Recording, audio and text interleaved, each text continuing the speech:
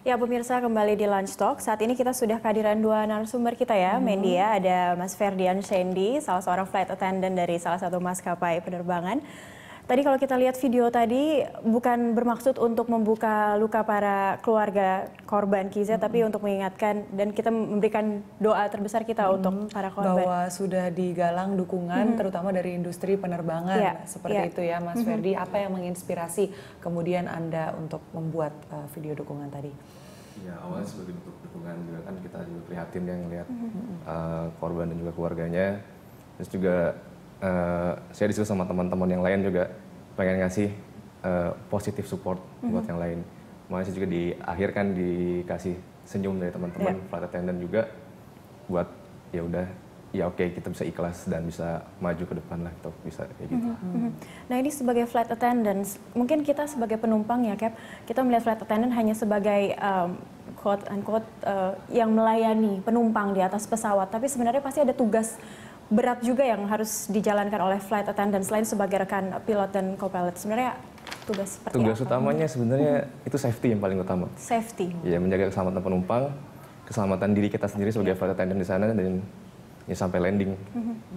Itu yang kan tadi juga kita sempat bahas ya, Captain, waktu break. Kalau lagi dijelasin nih sebelum take off sama flight attendant yang pastinya di setiap emergency exit dan di paling depan biasanya suka dikasih untuk tunjuk menggunakan live pintu vest terdekat, tahapan-tahapannya kalau sesuatu akan terjadi yang di luar skenario, harus diperhatikan betul sebetulnya sebagai penumpangnya. Iya, betul sekali.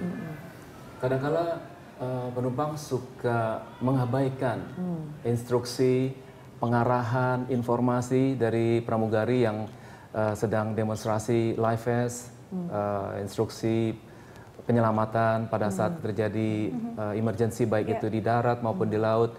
Kadang-kadang mereka sibuk sendiri. Nah, itu sebenarnya kalau bisa cobalah diperhatikan penjelasan, petunjuk, pengarahan dari para pramugari atau pramugari yang sedang bertugas pada saat itu. Karena setiap saat hal-hal yang seperti yang tidak kita inginkan ini bisa terjadi di mana saja, kepada siapa saja. Apalagi untuk frequent traveler, mungkin dipikirnya setiap kali mau take off, oh ini sama aja udah pernah dengar sebelumnya. Tapi sebetulnya ketika kita tidak memperhatikan secara seksama, rasa panik itulah yang nantinya akan membuat kita nggak inget ya, apa yang pertama harus dilakukan ketika mendarat di skenario A, B, atau C seperti itu ya.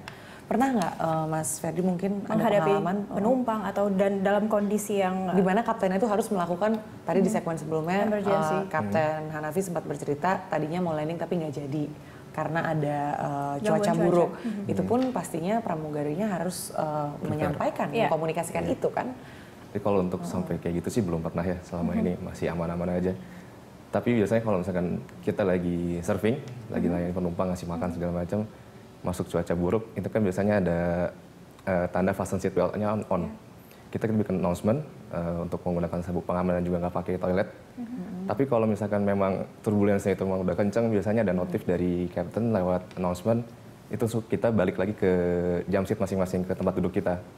Nah, itu biasanya kita prepare udah semua alat-alat surfing segala macam itu kita balikin lagi ke belakang, kita taruh tempat aman, penumpang juga kita pastiin bahwa semua udah secure. Jadi kita tunggu sampai ada pemberitahuan selanjutnya lagi dari captain, biasanya kayak gitu sih. Oke, jadi sinergi seperti apa antara flight attendant dan pilot dan co-pilot sebenarnya yang dilakukan saat pesawat terbang? Kerjasama seperti apa?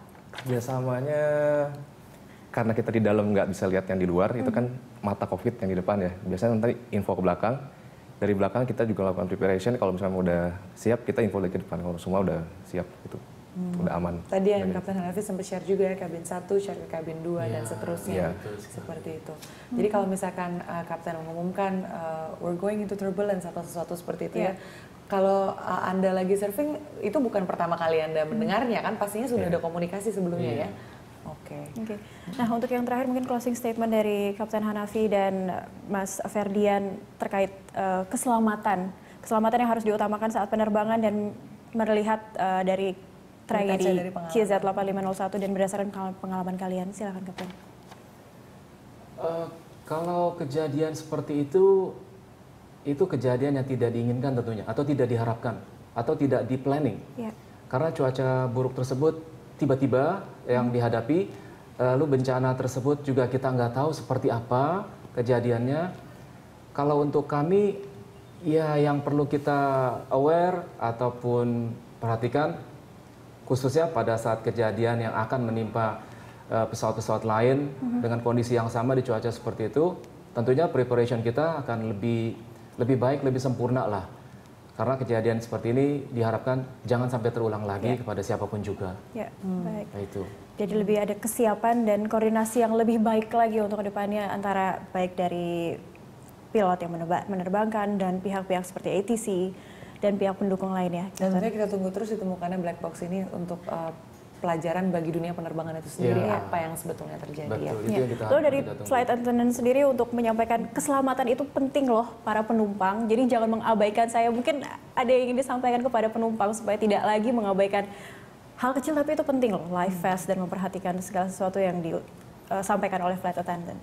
Kalau dari kami sih paling ya make attention aja kalau kita lagi briefing, melakukan briefing keselamatan terutama penggunaan handphone atau enggak alat-alat elektronik. Itu kan juga kalau take off landing kan elektronik harus dimatikan segala macam karena suka ada yang pakai earphone juga kan kalau mau take off landing. Padahal sebenarnya itu kegunaannya kalau earphone itu dilepas bisa lebih dengar jelas. Ada komen-komen apa aja yang kita kasih atau dari cockpit untuk evakuasi atau apa gitu kan. Kalau pakai earphone dia nggak dengar nanti malah dia jadi obstacle buat yang lain. Jadi itu sebenarnya elektroniknya harus dimatikan ya. Iya, kayak gitu. Walaupun yang tidak ada mobile atau interferensinya, sinyalnya seperti itu.